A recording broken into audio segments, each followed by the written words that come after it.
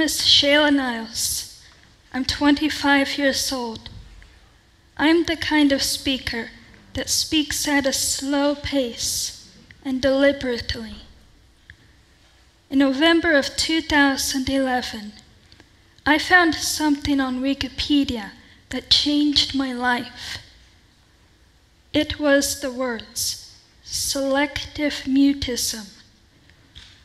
It is defined as an extreme anxiety disorder. It validated something I have been struggling with for years, more precise. Learning that I had this disorder motivated me to try to overcome it. Like me and others who didn't know about this disorder, it also motivated me to spread awareness. Selective mutism had a huge impact on my life. I suffered with this condition from childhood to adolescence and into adulthood. Unlike most babies, I was a quiet one. I didn't make babbling noises, and I didn't cry for hunger. My parents enrolled me in physical, occupational, and speech therapy, but nothing seemed to make a difference. I taught myself how to crawl. I had my favorite toy and blanket across the room. And it wasn't too much later that I learned to walk at a very slow pace. At age 2, I still wasn't talking. If I wanted something, I would grunt and point. I didn't say a single word until I was about 3 or 4 years old. I also had a separation anxiety that left me clinging on to my mom. She even spoke for me. By the time I was 5, I was a chatterbox. I asked a lot of questions and wouldn't stop to listen to the answers. It was like I was starving for social interaction, because outside of home, such as school, I remained mute. My throat closed up and my lips were sealed shut. A teacher would ask me a question, and I stared up at her, blinking with watery eyes. There was this silent awkwardness between us. There was a lot of pressure on me. I would look down at my desk until she told me she would come back to me later and moved on to the next kid. Only then did I feel like I could suddenly breathe. I never understood why I couldn't talk and others could. My parents and teacher didn't know the reason why either. The teacher assumed I might be autistic. My doctor evaluated me for autism, but he didn't think I was autistic. I went to play therapy, but there was the expectation that it didn't go so well. They thought I was choosing not to speak or listen or pretending to act helpless.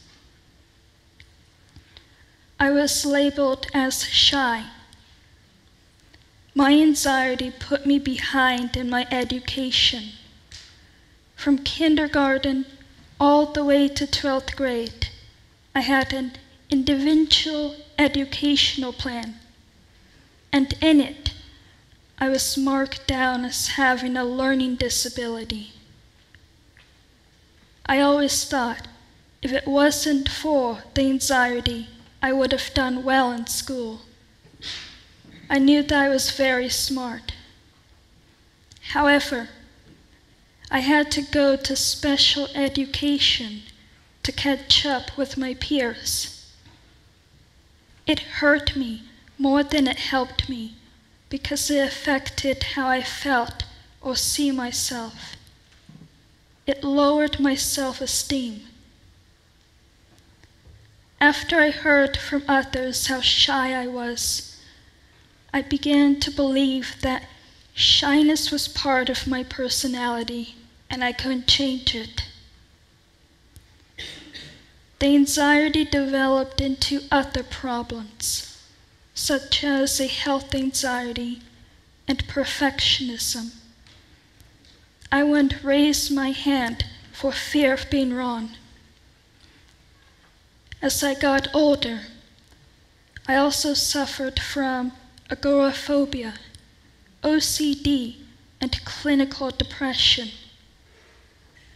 I figured what I had was beyond shyness. I wondered what I had been struggling with. And I waited for somebody to help me, but nobody bothered.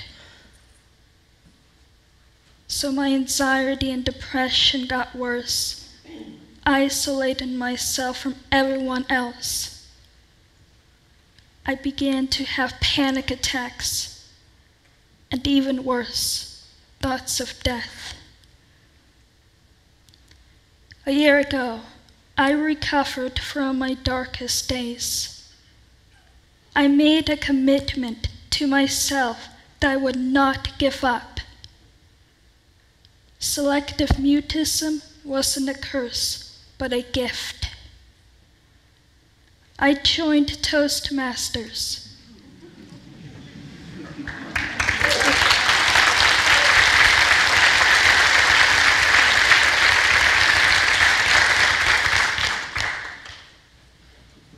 It showed me the light and hope for the future. I stumbled a couple of times, but I refused to let it pull me back into the dark. Toastmasters built my strength and confidence. I became a counselor at the Youth Playhouse Theater. I enrolled in college. Since the first day of school, I've raised my hand nearly every day.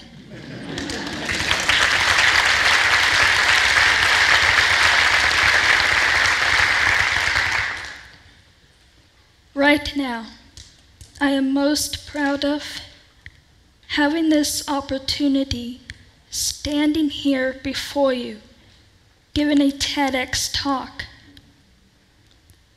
There are new challenges to face, like becoming a librarian and a best-selling author. And I will cross those paths as they come. What I am learning is that life goes at its own pace, at its own time, and in its own way. My life started out very slow, very unsure, very silent. What I didn't realize is that for me, my life was meant to happen in small increments, unhurried and unrushed. And in a world that's impatient to move and go, it's easy to get overlooked because there's a lot of tedium in growing at a measured, steady pace.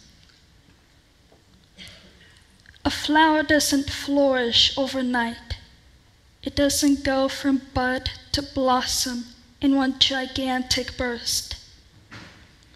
It takes patience, time, and a whole lot of precious tedium. The real magic is in the waiting to unfurl, unfold, and fully bloom into something magnificently and beautifully wondrous. Thank you.